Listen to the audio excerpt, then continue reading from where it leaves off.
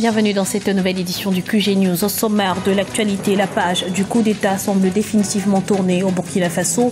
Le camp où étaient retranchés les éléments de l'ancien régiment de sécurité présidentielle est désormais sous contrôle de l'armée loyaliste. Retardée par les violences, la présidente de transition, Catherine Samba-Panza, est enfin de retour à Bangui. État des lieux de la situation en Centrafrique ce jeudi dans ce journal. Et puis les exportations de produits alimentaires du Nigeria sont bannies du marché européen. Au nombre des produits concernés, les haricots, les graines de melon ou encore le sésame.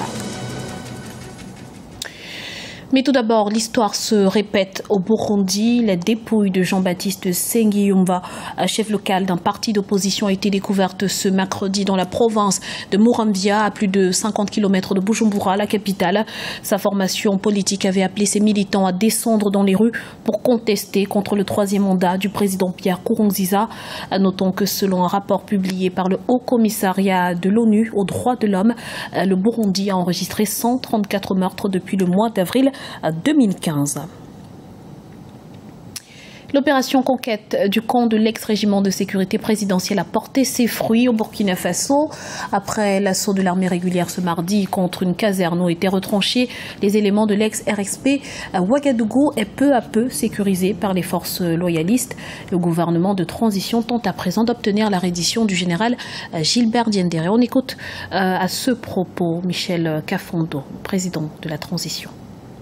Alors que certains de la communauté internationale songeaient déjà à l'envoi d'une force tampon, ce que nous avons naturellement refusé, c'est par nous-mêmes que le salut est venu. L'honneur est sauf pour notre vaillante armée nationale, qui a recouvré la plénitude de sa raison d'être. Plus de RSP pour l'humilier à toute épreuve, plus de RSP arrogant et dominateur. Honneur à cette armée nationale qui a réussi la prouesse tenant du miracle de mettre fin à la rébellion sans perte en vie humaine, ni du côté des loyalistes, ni du côté des insoumis.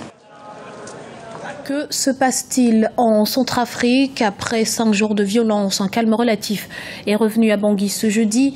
Une accalmie qui a permis à la présidente de transition, Catherine Samba-Panza, de regagner la capitale. Et à son arrivée, son analyse a été sans appel. Le pays a fait l'objet d'une tentative de coup d'État. Les précisions de Paul de Singwe. Des violences paralysent Bangui, la capitale, fragilisant le processus démocratique en cours dans ce pays.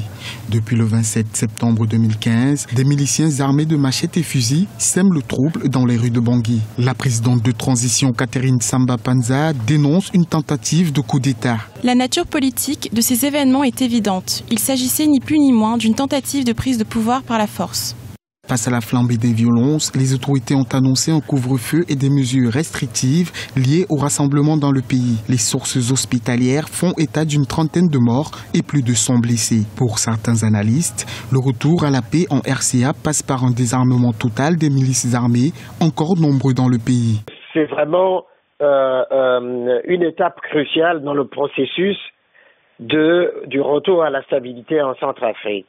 Démobiliser toutes ces milices-là, les désarmer et puis procéder à leur réinsertion, leur trouver d'autres issues que les armes comme moyen justement d'exister socialement. Ça, c'est un préalable. Et pourtant, il y a des forces internationales qui sont en Centrafrique et à Bangui en particulier.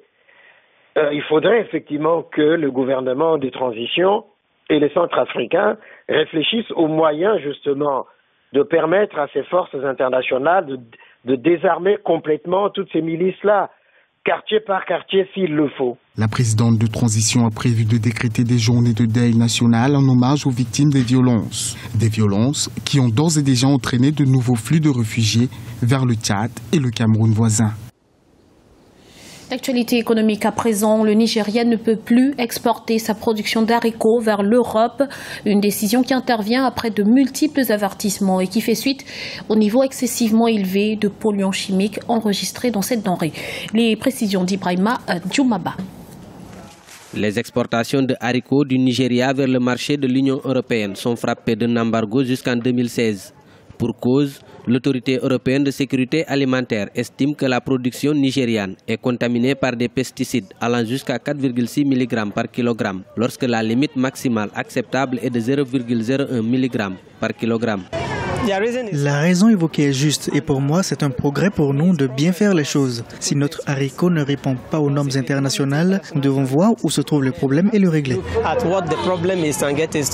L'UE a également mis en garde le Nigeria sur la qualité des graines de sésame, des graines de melon, de l'huile de palme et du poisson séché qui sont également exportés. Le comité de promotion des exportations nigérianes justifie l'interdiction de l'UE par l'utilisation illicite de pesticides et d'autres substances agrochimiques. Le Nigeria met actuellement en place une infrastructure nationale de contrôle qualité. Il s'agit d'un projet financé par l'Union africaine et mis en œuvre par l'Organisation des Nations Unies pour le développement industriel. Le défi pour nous est désormais de créer la confiance dans le domaine commercial, de telle sorte que tout ce qui sort du Nigeria réponde aux normes internationales en termes de sécurité et de qualité.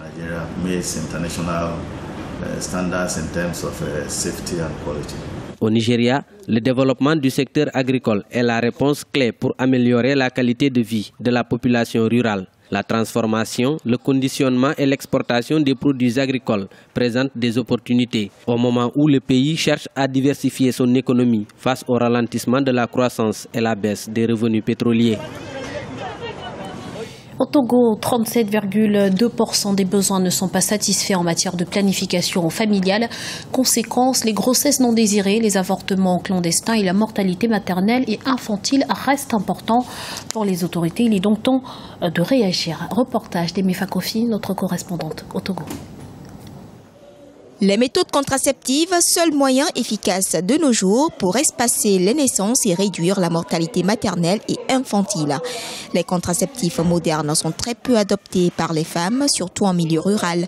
Pour donc amener ces dernières à pratiquer le planning familial, le programme Agir pour la planification familiale a été mis en place au Togo et c'est le centre médico-social du port autonome de Lomé qui a eu le privilège d'abriter la première édition. Nous venons de signer un partenariat avec le projet Agir PF. Et donc ce projet, c'est pour la planification familiale. Le taux de mortalité infantile est très élevé dans nos pays et nous devons tout faire pour pouvoir garantir de meilleures conditions de vie aux enfants.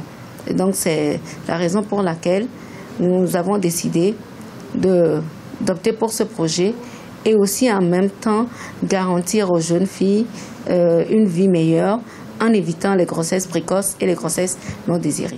Cette campagne de sensibilisation sur le planning familial a reçu l'adhésion de plusieurs dizaines de femmes. Nous sommes venus à l'hôpital pour adopter la planification familiale et espacer les naissances. Moi, j'ai 2 enfants et c'est ma première fois de pratiquer le planning familial. Selon de récentes études, le taux de prévalence de la planification familiale avoisine les 35% dans les zones urbaines du Burkina Faso, de la Côte d'Ivoire et de la Mauritanie.